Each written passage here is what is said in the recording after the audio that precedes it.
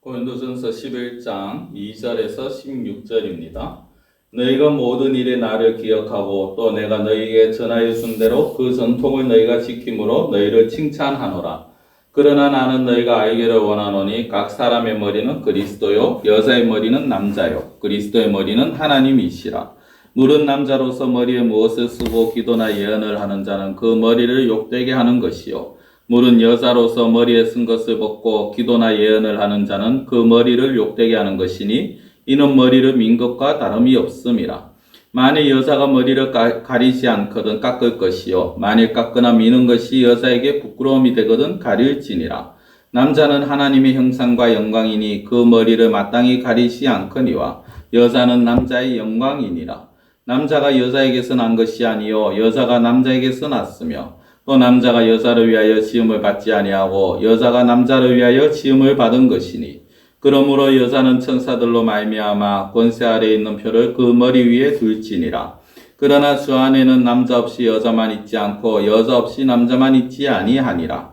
이는 여자가 남자에게서 난 것 같이 남자도 여자로 말미암아 났음이라. 그리고 모든 것은 하나님에게서 났느니라. 너희는 스스로 판단하라. 여자가 머리를 가리지 않고 하나님께 기도하는 것이 마땅하냐. 만일 남자에게 긴 머리가 있으면 자기에게 부끄러움이 되는 것을 본성이 너희에게 가르치지 아니하느냐. 만일 여자가 긴 머리가 있으면 자기에게 영광이 되나니 긴 머리는 가리는 것을 대신하여 주셨기 때문이니라. 논쟁하려는 생각을 가진 자가 있을지라도 우리에게나 하나님의 모든 교회에는 이런 관례가 없느니라. 아멘. 네, 오늘 우리가 어제 말씀 가운데서 하나님의 영광을 위해서 우리가 해야 한다. 모든 것이 다 유익하고 모든 것이 다 할 수 있지만 모든 것이 유익한 것이 아니라고 하면서 하나님의 영광을 위해서 해야 된다라는 말씀을 드렸습니다. 오늘도 어떻게 보면은 좀 그런 같은 맥락입니다. 사실 우리가 오늘부터 보는 것이 좀 다른 내용처럼 보일 수 있습니다. 11장에 보면은 이 여성들의 복장, 여성들 머리에 쓰는 두건을 쓰는 문제, 그 다음에 성만찬의 문제, 12장에 가면은 성령의 은사 사용에 관한 문제, 이런 어떤 제각각의 주제가 나옵니다만은 이 주제들이 따로따로 노는 것이 아니라 하나님의 영광을 위한 그리스도의 삶에서 연장선상에서 계속해서 보여지는 문제입니다. 오늘 먼저 2절에 보면은 너희가 모든 일에 나를 기억하고 또 내가 너희에게 전하여 준 대로 그 전통을 너희가 지킴으로 너희를 칭찬한다 라고 말합니다. 바울이 전하여 준 그대로 전통을 지켰다. 예전부터 있던 것이 아니라 사실 바울이 전한 복음이요 하나님의 말씀이요 또 그 안에서 행해야 할 그리스도인의 삶의 모습이죠. 그것을 이 고린도 교회 교인들이 지킵니다. 그러면서 3절에 보면 나는 너희가 알기를 원하노니 라고 하는 말을 붙입니다. 잘하고 있지만은 그러나 지금 새롭게 문제가 되고 있는 것에 대해서 좀 다시 한번 제대로 알기를 원한다라는 것입니다. 그 무엇이 무엇이냐, 이 여자가 머리에 두건을 쓰느냐 마느냐 하는 문제입니다. 왜 이런 문제가 있느냐? 먼저 3절에 보면요, 남자의 머리는 그리스도요, 여자의 머리는 남자요, 그리스도의 머리는 하나님이시다 라는 표현을 합니다.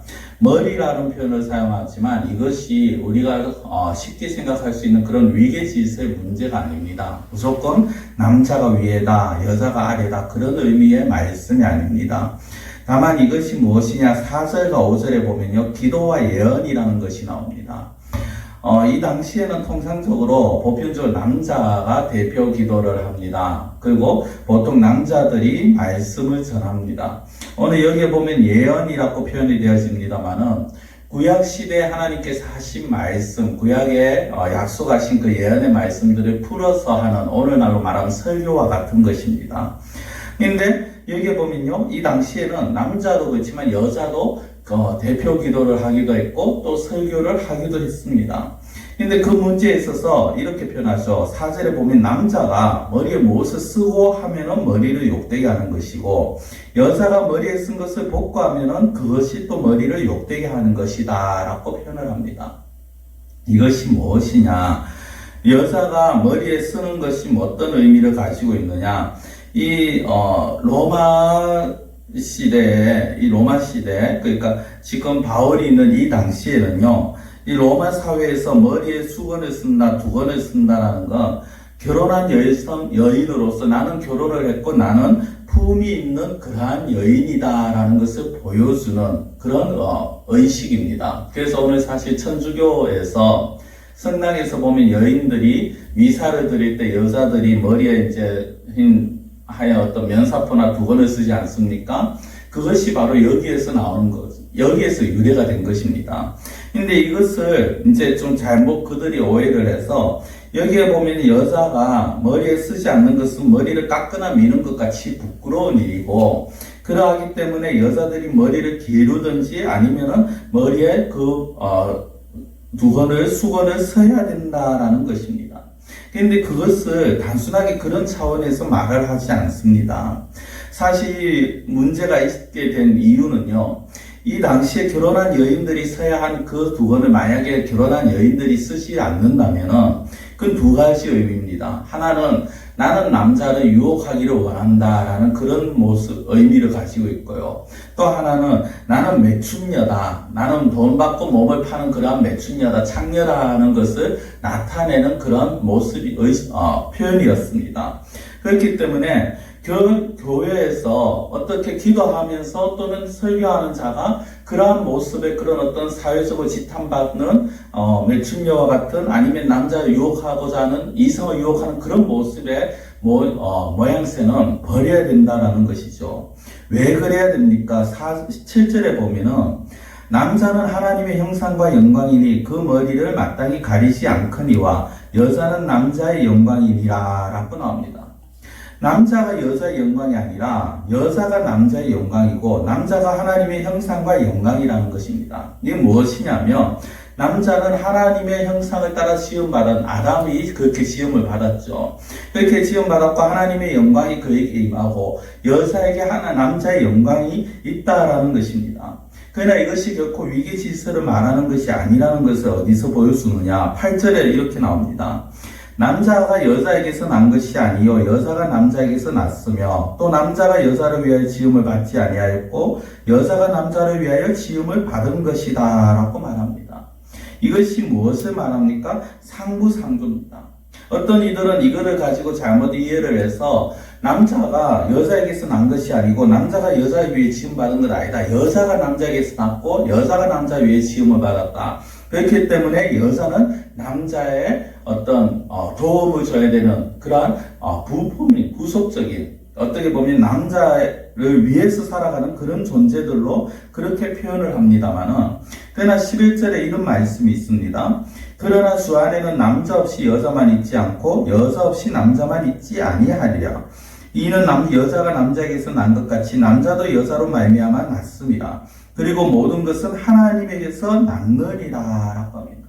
결국 중요한 것은 뭐냐면 남자 여자가 중요한 것이 아니라 모든 것이 하나님에게서 났다라는 것입니다. 남자도 하나님에게서 났고 여자도 하나님에게서 났고 그들이 어떠한 모습을 가지든 중요한 것은 그들이 자신들의 신분에 합당하고 자신들의 신분에 걸맞는 모습을 가지고 있어야 되고 거기에 걸맞는 그런 어떤 자세와 그런 의복과 그런 자세를 가져야 한다라는 것입니다. 그래서 13절에 보면 너희는 스스로 판단하라. 여자가 머리를 가리지 않고 하나님께 기도하는 것이 마땅하냐라고 합니다. 이 무슨 말이냐면 여자가 머리를 가리지 않고 매춘녀와 같이 그렇게 그런 어떤 뉘앙스를 풍기면서 하나님께 기도하는 것이 그게 맞냐는 것이죠. 만일 남자에게 긴 머리가 있으면 자기에게 부끄러움이 되는 것을 너희 본성이 가르치지 아니하느냐라고 말을 합니다. 여자에게 또 마찬가지죠. 그래서 여자가 긴 머리가 있으면 그 긴 머리가 가리는 것을 대신하여 주기 때문에 그것을 쓸 필요가 없다라는 겁니다. 중요한 것은요, 16절에 보면 논쟁하려는 생각을 가진 자가 있을지라도 우리에게나 하나님의 모든 교회는 이런 관례가 없느니라 라고 말합니다. 이것을 가지고 논쟁하려고 논쟁거리로 삼는 자들이 있었고 그래서 그것을 가지고 사람들이 말을 합니다. 이게 중요한 것은 우리에게나 하나님의 모든 교회, 즉 바울과 그리고 당시에 있는 여러 초대교회, 여러 아시아에 있는 교회들에게는 이런 관례가 없었다라는 것은 이렇게 하나님의 백성으로서 하나님의 교회 안에서 하나님의 백성을 가져야 할 삶의 자세를 어그러뜨리는 일이 없었다라는 것입니다.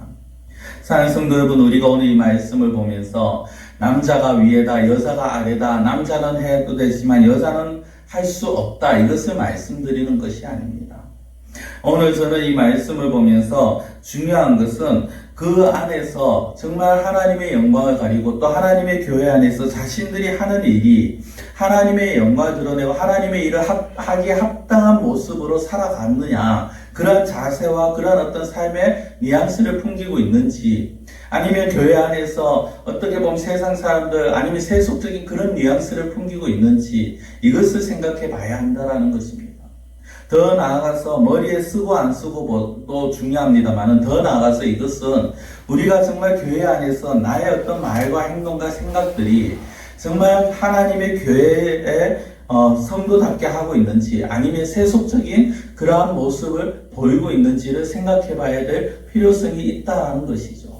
오늘 우리는 이 말씀을 보면서 우리의 삶과 우리의 모습과 우리의 어떤 생각과 행동 가운데서, 행동거지 가운데서 정말 우리의 뉘앙스를 통해서, 모습을 통해서 세상의 모습들이 비춰지는 것이 아니라 하나님의 모습이 드러나고 우리의 영광이 되시는 하나님을 드러낼 수 있는 그러한 우리의 모습, 그래서 우리를 통해서 하나님께서 영광을 받으시는, 그리고 하나님의 영광이 나타나는 그러한 우리의 삶이 되어야 될 것입니다. 기도드리겠습니다.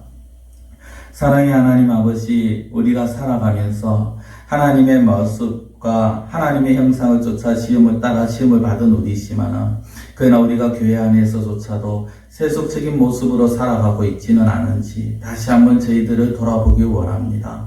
이 말씀을 가지고 남자가 위에다 여자가 아래다 이런 부분을 따지기 이전에 우리가 다 같이 하나님의 백성으로 지음받았는데 정말 교회 안에서 참으로 세속적인 그런 뉘앙스를 풍기고 있지는 않은지, 세속적인 모습을 보이고 있지는 않은지 우리 자신을 다시 한번 돌이키게 하여 주시옵시고 우리는 늘 하나님의 영광을 위하여 살아가며 우리의 삶과 우리의 말과 우리의 행동을 통하여서 하나님의 영광이 드러나는 그러한 저희들의 모습이 되게 하여 주시옵소서. 늘 하나님의 백성다운 삶을 살기를 원하옵고 모든 것을 예수님의 이름으로 기도드리옵나이다. 아멘.